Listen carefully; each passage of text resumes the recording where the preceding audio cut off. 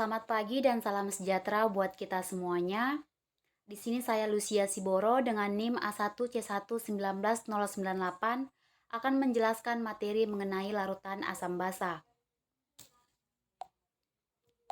Standar kompetensi mengenai materi larutan asam basa yaitu memahami sifat-sifat larutan asam basa, metode pengukuran dan terapannya.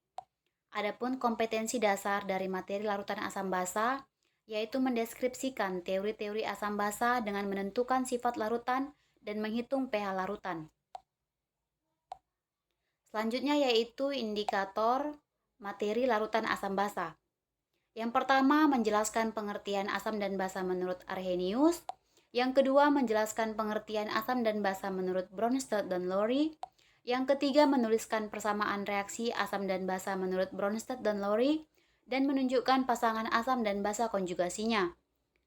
Yang keempat menjelaskan pengertian asam dan basa menurut Lewis. Yang kelima mengidentifikasikan larutan asam atau basa dengan berbagai indikator.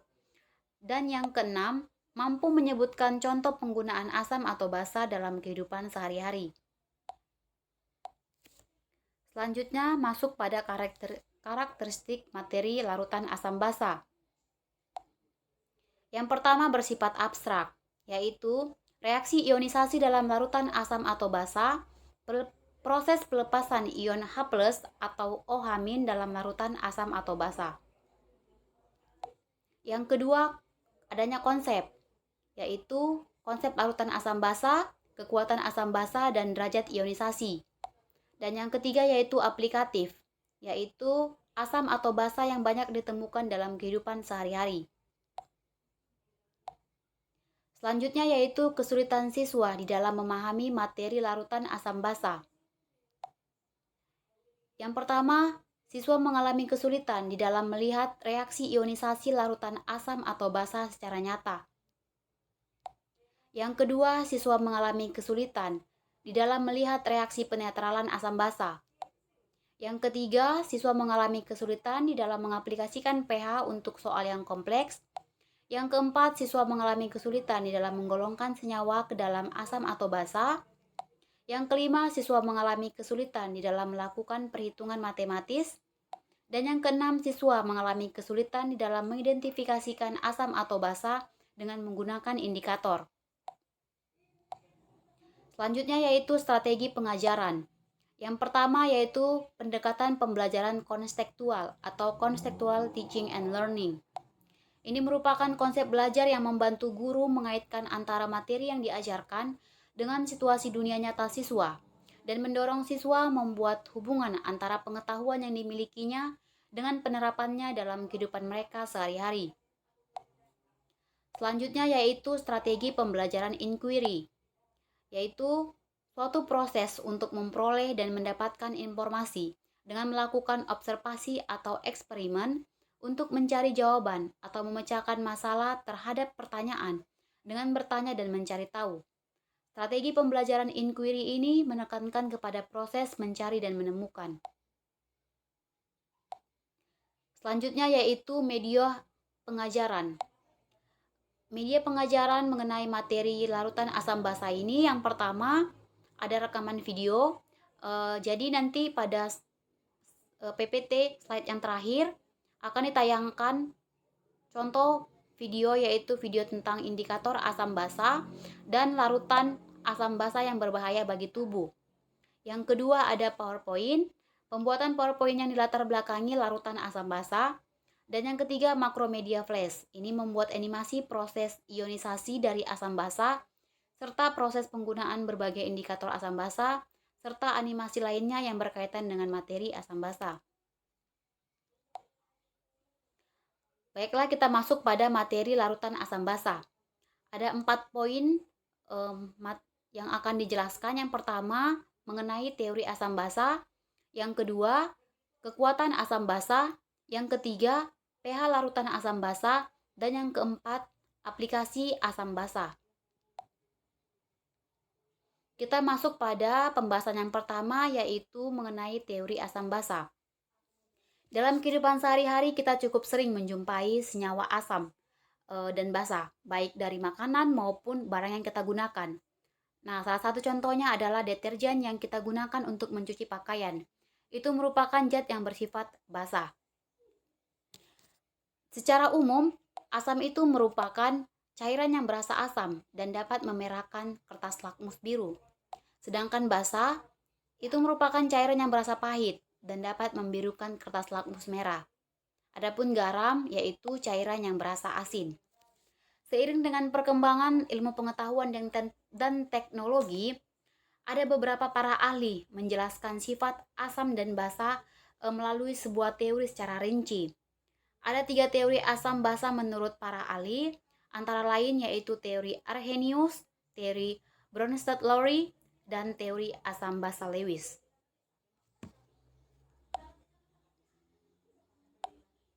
Kita masuk pada teori Arrhenius. Jadi asam itu menurut teori Arrhenius adalah zat yang apabila dilarutkan dalam air akan menghasilkan ion H+ dalam larutan. Nah, contohnya di sini yaitu HCl atau asam klorida, dia akan terurai menjadi H+ dan Cl-. Teman-teman bisa melihat dari persamaan yang ada pada contoh. Nah, berdasarkan persamaan reaksi tersebut, maka ciri khasnya adalah dalam pelarut air, zat tersebut mengion menjadi hidrogen yang bermuatan positif dengan lambang H+ dan ion yang bermuatan negatif yaitu Cl- yang disebut dengan sisa asam. Di samping itu, basa menurut teori Arrhenius adalah zat yang apabila dilarutkan dalam air akan menghasilkan ion OH-. Nah, contohnya di sini yaitu natrium hidroksida atau NH4OH. Di sini natrium hidroksida akan diuraikan menjadi Na+ dan OH-. Nah, jadi basa yang dalam larutannya banyak menghasilkan ion OH- itu disebut basa kuat, sedangkan basa yang sedikit menghasilkan ion OH- disebut dengan basa lemah. Jadi tidak semua senyawa yang dalam rumus kimianya terdapat gugus hidroksida termasuk golongan basah.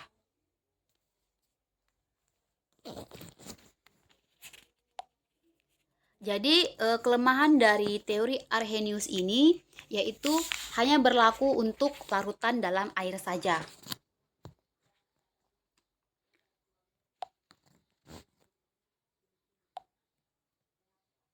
Selanjutnya kita masuk pada teori Bronsted-Lowry.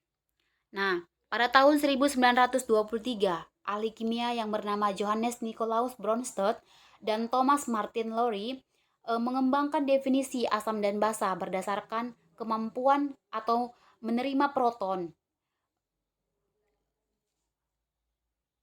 Menurut konsep Bronsted dan Lowry, zat yang memiliki kecenderungan untuk menyumbangkan ion H+ pada zat lain itu disebut sebagai asam.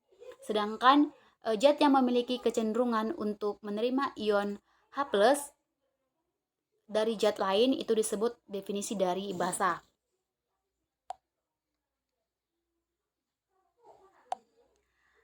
Baiklah, kita masuk pada contoh yang ada 2, yaitu contoh dari reaksi tanpa pelarut air dan contoh dari reaksi dengan pelarut air. Nah, pada reaksi tersebut pada reaksi ini yaitu HCl asam klorida dengan amonium atau NH3. Di sini asam klorida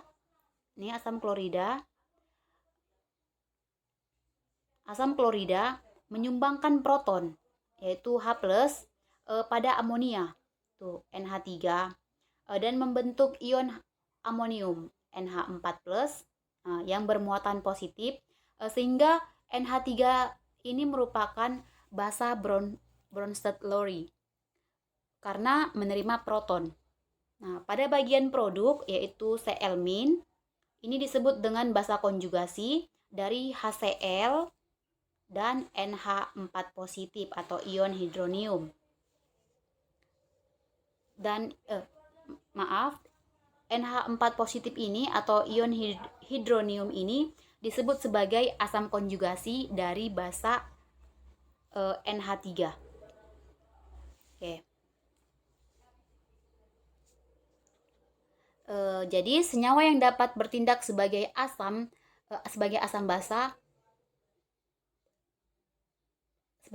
basa Bronsted-Lowry itu disebut sebagai amfoter.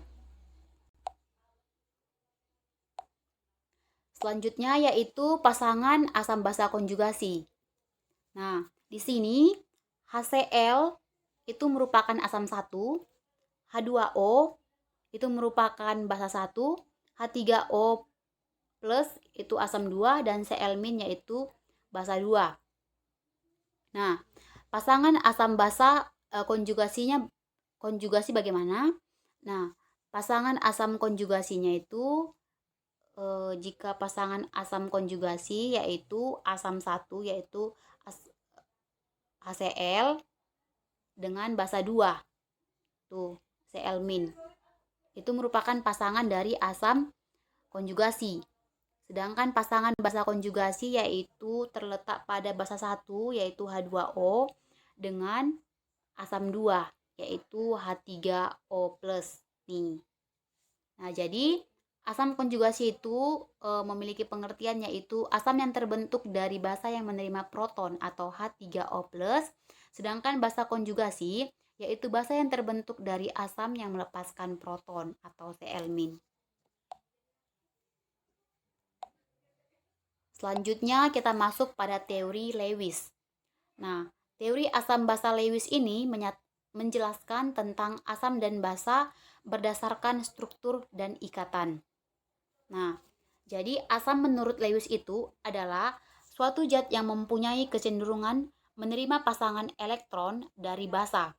Nah, contoh beberapa asam Lewis itu adalah SO3, BF3 maupun ALF3. Sedangkan basa menurut Lewis itu adalah zat yang dapat memberikan pasangan elektron. Basa Lewis ini memiliki pasangan elektron, contohnya itu adalah NH3, Cl- maupun ROH.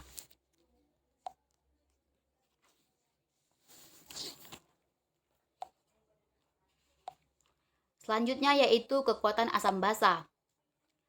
Nah, derajat ionisasi itu merupakan perbandingan antara jumlah zat yang mengion dengan jumlah zat mula-mula. Nah, tetapan kesetimbangan ionisasi. Jadi, tetapan ionisasi asam itu disimbolkan dengan Ka, sedangkan tetapan ionisasi basa itu disimbolkan dengan Kb. Selanjutnya yaitu derajat ionisasi. Nah, rumus untuk menentukan derajat ionisasi, maka kita menggunakan rumus jumlah zat yang mengion dibagi dengan jumlah zat mula-mula. Ingat, jika zat mengion sempurna, maka derajat ionisasinya sama dengan 1. Jika zat tidak ada yang mengion, maka derajat ionisasinya sama dengan 0. Dan batas-batas harga derajat ionisasi yaitu 0 lebih kecil daripada derajat ionisasi, dan derajat ionisasi lebih kecil daripada 1. Selanjutnya kita masuk kepada pembahasan yaitu mengenai asam kuat dan asam lemah. Nah, apa sih definisi dari asam kuat? Jadi asam kuat itu merupakan zat yang di dalam pelarut mengalami ionisasi sempurna, atau asam kuat itu terionisasi sempurna atau hampir sempurna di dalam air. Nah, contoh dari asam kuat ini yaitu HNO3, HCl, H2SO4, HClO4, HBr, HI, HBrO4, dan HiO4. Nah, di dalam larutan, molekul asam kuat ini hampir semuanya terurai membentuk ion H+, dan ion negatif merupakan sisa dari asam. Nah, kekuatan asam ini dipengaruhi oleh banyaknya ion-ion H+ yang dihasilkan oleh senyawa asam dalam larutannya. Nah, di sini pada reaksi ini kita bisa melihat asam klorida yang merupakan asam elektrolit kuat yang terionisasi sempurna. atau hampir sempurna dalam air dan akan membentuk ion hidronium dengan ion klorida. Selanjutnya yaitu asam lemah. Nah, asam lemah itu adalah asam yang tidak sepenuhnya terionisasi sempurna dalam larutan. Nah, ini berarti bahwa asam lemah itu tidak menyumbangkan semua ion hidrogennya atau H positifnya dalam satu larutan. Contoh asam lemah ini meliputi asam asetat yaitu CH3COOH yang dapat kita temukan dalam cuka, dan asam oksalat yaitu H2C2O4 yang dapat kita temukan dalam beberapa sayuran. Nah, di sini pada reaksi ini merupakan asam asetat. Nah, dalam air. Nah, di sini pada asam lemah ini dia menggunakan panah reaksi ganda atau reaksi bolak-balik. Sedangkan pada asam kuat dia itu hanya menggunakan satu panah, yaitu dari panah kiri ke panah kanan. Nah, panah reaksi untuk pengion asam kuat berbeda dengan panah reaksi asam lemah.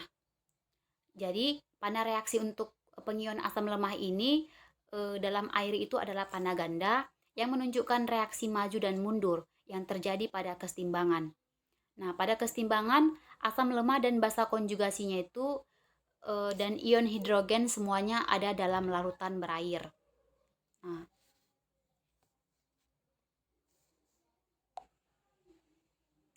selanjutnya yaitu kesetimbangan asam dan basa. Kesetimbangan asam yaitu ada asam monoprotik. Selanjutnya yaitu ada asam diprotik. Ingat, konstanta kesetimbangan asam disimbolkan sebagai Ka. Selanjutnya yaitu kesetimbangan basa.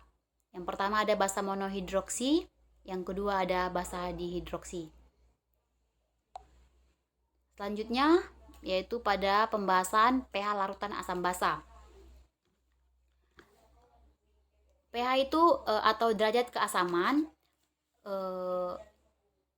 memiliki fungsi yang dinyatakan sebagai negatif logaritma dari konsentrasi ion H+ dalam suatu larutan.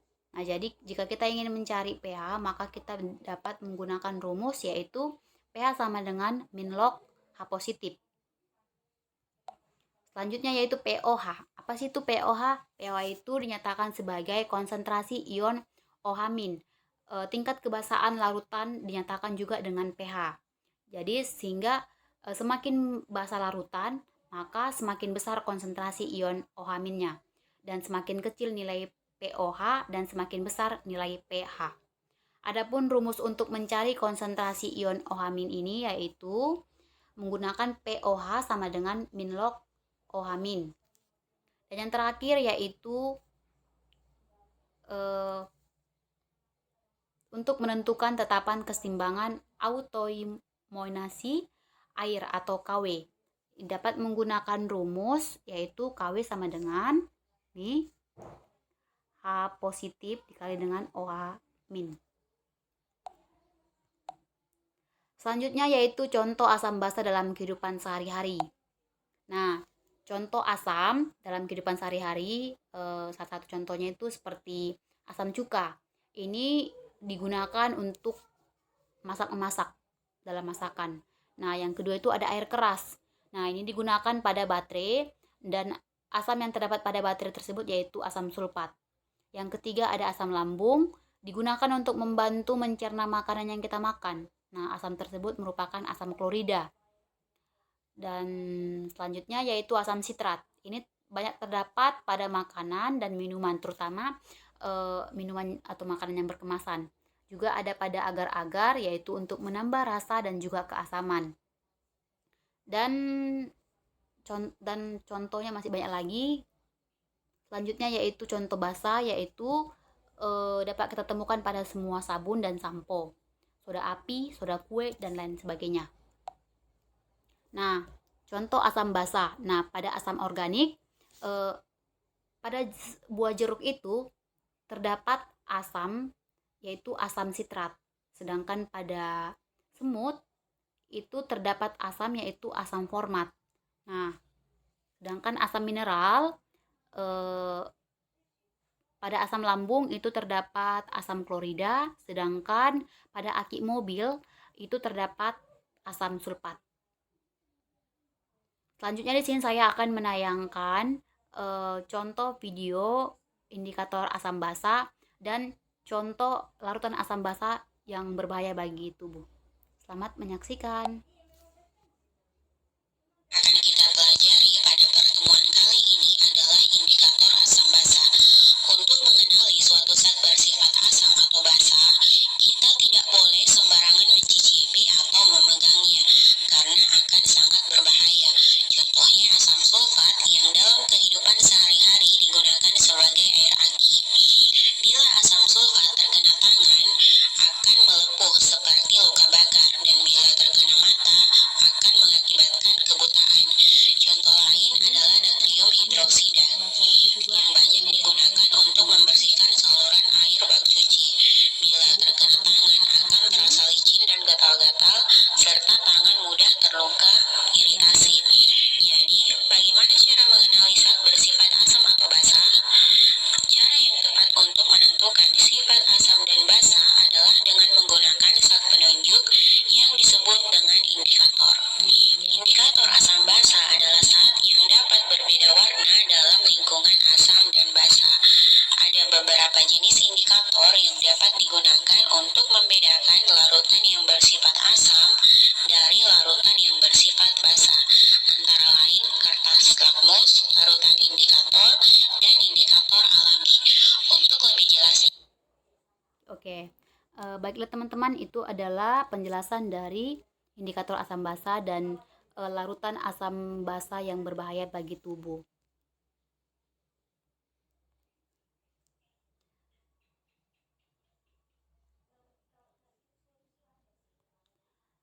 Sekian dan terima kasih. Apabila ada kesalahan baik dari tutur kata saya mohon maaf dan saya akhiri.